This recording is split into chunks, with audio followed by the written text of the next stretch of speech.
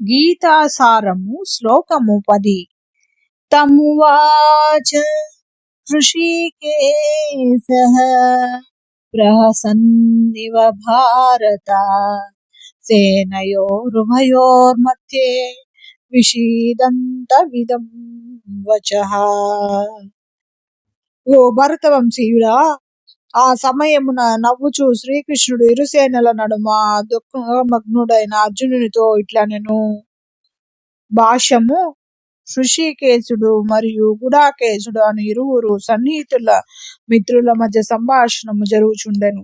మిత్రులుగా వారిరువురును సమాన స్థితి అందుండరి. కాని వారిలో ఒకరు స్వచ్ఛందముగా మరొకరికి శిష్యుడయ్యెను. మిత్రుడు శిష్యునిగా మారగోరినందున శ్రీకృష్ణుడు నవ్వుచుండెను. సర్వేశ్వరునిగా అతడు సదా తన ఉన్నత స్థానమునందే నిలిచియుండును. అయినను తన భక్తుడు కోరునట్లు మిత్రునిగా గాని, పుత్రునిగా గాని, ప్రియునిగా గాని వర్తించుటకు భగవానుడు అంగీకరించును.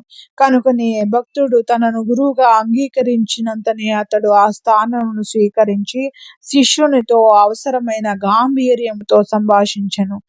సర్వులకు లాభము కలుగునట్లుగా ఆ గురు శిష్యుల నడుమ సంభాషణము ఇరుసేనల సమక్షమున బహిరంగముగా జరిగినట్లు తెలియచున్నది. కనుకనే భగవద్గీత బోధనలు ఒక ప్రత్యేక వ్యక్తికి గాని, సంఘమునకు గాని, జాతికి గాని సంబంధించినది కాకుండా మానవులందరికీ కొరకై నిర్దేశింపబడినయున్నవి. శత్రుమిత్రులందరూ సమానముగా దానిని వినుటకు అర్హులై ఉన్నారు.